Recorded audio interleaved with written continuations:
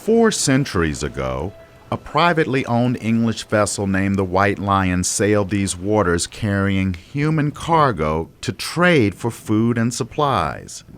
The ship came up the Chesapeake Bay and it landed here at Point Comfort in the latter part of August of 1619. And on that ship were 20 and odd Africans. Founder of Project 1619, Calvin Pearson, walks the grounds of today's Fort Monroe in Hampton, Virginia. On this strip of land called Port Comfort then, the first enslaved Africans landed in colonial Virginia.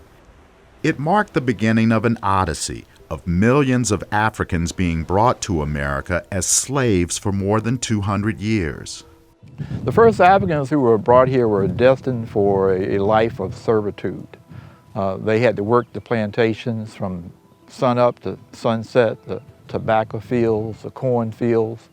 They had to work these fields with no hope of ever being free. It makes me feel goosebumps and a sad nostalgia. Historian Bill Wiggins says the first captured Africans had no legal status until the Virginia colony formally legalized lifelong slavery in 1661. I just can imagine the sailing into the bay of these chained individuals in a strange land, not knowing anything about where they were, being taken off of the vessel and told you're going to work here, you're going to live here. Evidence from scarce records indicates more than 24 Africans were aboard the White Lion. Weeks earlier, the Africans were forcibly taken from a Portuguese slave ship heading to Mexico.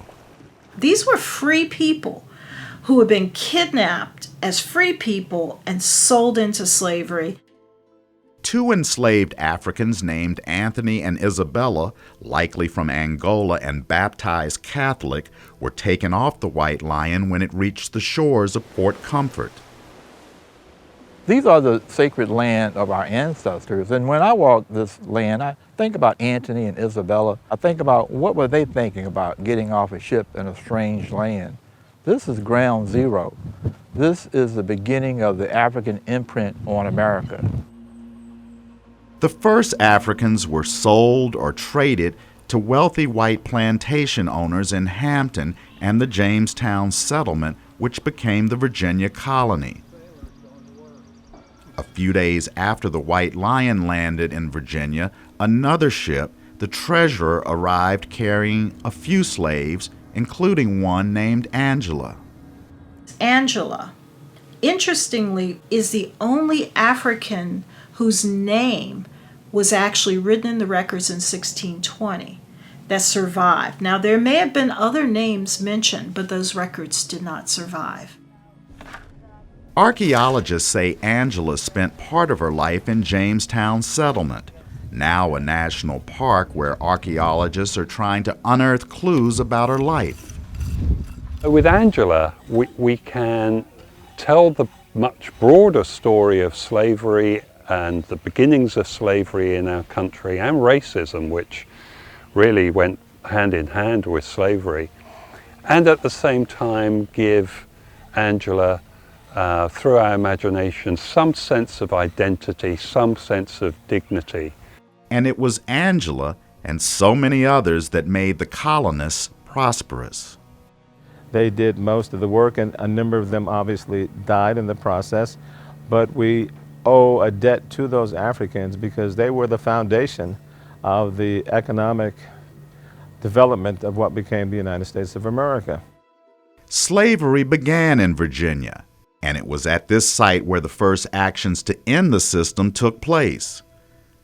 During the Civil War, 3 runaway slaves working for the Confederate Army fled to Fort Monroe, seeking sanctuary from the Union troops there. Union Army Major General Benjamin Butler declared the slaves as contraband or seized goods. That decision eventually provided protection to thousands who sought freedom at Fort Monroe and laid the groundwork for an even broader measure. They forced the federal government and Lincoln to issue the Emancipation Proclamation, which subsequently led, of course, to the 13th Amendment, ending enslavement, and paved the way for the 14th Amendment, which provided citizenship in 1868.